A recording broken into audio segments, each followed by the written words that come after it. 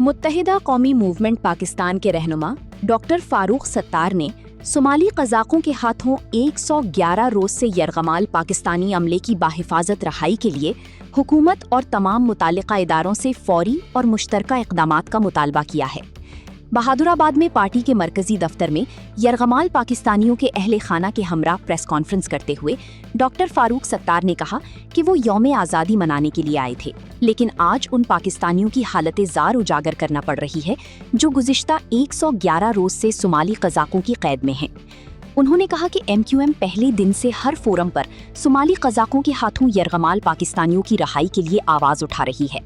فاروق ستار نے وزیر اعظم، field marshal, وزیر خارجہ، وزیر داخلہ اور دیگر متعلقہ حکام سے اپیل کی کہ یرغمال پاکستانیوں کی محفوظ واپسی کے لیے کوششیں تیز کی جائیں۔ انہوں نے کہا کہ ایم کیو ایم حکومت کے ساتھ مل کر اس معاملے کے حل کے لیے کردار ادا کرنے کو تیار ہے اور ضرورت پڑنے پر کراچی اور مختلف مارکیٹوں میں عوام کو متحرک کر کے یرغمالیوں کی رہائی کے لیے اجتماعی کوشش کی جا سکتی ہے۔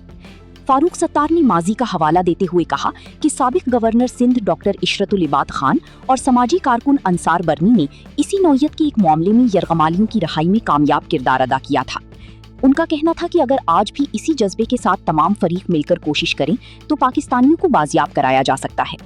انہوں نے کہا کہ یہ معاملہ سیاسی نہیں بلکہ انسانی مسئلہ ہے، کیونکہ 10 خاندان اپنے پیاروں کی واپسی کے منتظر ہیں اور ایسی صورتحال کل کسی اور خاندان کے ساتھ بھی پیش آ سکتی ہے۔ دوسری جانب سماجی کارکن سید طالب عباس رضا نے کہا کہ یرغمال پاکستانی گزشتہ 111 روز سے وزیر اعظم اور آرمی چیف سے مدد کی اپیل کر رہی ہیں، تاہم عوام کو اب تک وزارتوں کے درمیان خطوط کے تبادلے اور اجلاسوں کے علاوہ کوئی عملی پیش رفت نظر نہیں آئی۔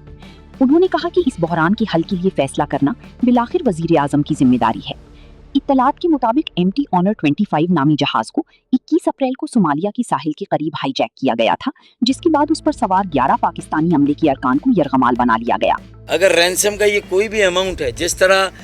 ڈاکٹر عشرت العباد نے اس کو پورا کیا تھا، کاش کامران ٹیسوری بھائی اس وقت ہوتے اور موجود ہوتے تو مجھے یقین ہے کہ وہ اس ایک بہت پہلے جو ہے وہ ان یرغمالیوں کو بازیاب کراتے، تاجروں کے ساتھ، صنعت کاروں کے ساتھ بیٹھتے، ہمیں رینسم کی رقم جس طرح انصار برنی کے ساتھ مل کے ڈاکٹر عشرت العباد نے یہ کام کیا تھا، یہ کام ہم کر چکے ہوتے۔ لیکن اب بھی ایم کیو ایم آفر کرتی ہے، اگر وفاقی حکومت پیسہ نہیں دے رہی، صومالیہ کی حکومت پیسہ نہیں دے رہی، تو ہم یہ مل کر انشاءاللہ تعالیٰ اس ٹارگٹ کو پورا کریں گے، پوری کراچی میں نکلیں گے، ساری مارکیٹوں میں جائیں گے، اور اللہ نے چاہے انشاءاللہ تعالیٰ ہم یہ بھی ذمہ داری اٹھانے کے لیے تیار ہیں۔ ہم یہ کام اپنی بیٹیوں کے لیے، اپنی پوتیوں، اپنی نواسیوں کے لیے، جو چھوٹی بیٹیاں ہیں ان کے لیے سارے کام ہم کرنے کے لیے تیار ہیں انشاءاللہ تعالیٰ۔ انہیں یقین دلاتے کہ ہم ان کے ساتھ کھڑے ہیں، اور اس میں کوئی سیاسی پہلو نہیں ہے۔ یہ 10 فیملیز ہیں اور یہ آج ان کے ساتھ یہ ہوا، کل کسی اور کے ساتھ بھی ہو سکتا ہے۔ 111 دن سے ہمارے بچے وزیر اعظم سے اپیلیں کر رہے ہیں، آرمی چیف سے اپیلیں کر رہے ہیں، اور ہمیں میڈیا میں سوائے اس کے کہ ایک منسٹری کہتی ہے کہ ہم نے دوسری منسٹری کو لیٹر لکھ دیا، دوسری منسٹری کہتی ہے ہم نے تیسری منسٹری کو لیٹر لکھ دیا، اس کے علاوہ ہمیں کچھ نہیں دکھ رہا۔ ہمیں میٹنگز دکھ رہی ہیں، مگر ایگزیکٹو وزیر اعظم ہیں، انہوں نے ڈیسیجن میک کرنا ہے کہ اس مسئلے کو وہ کیسے حل کریں گے۔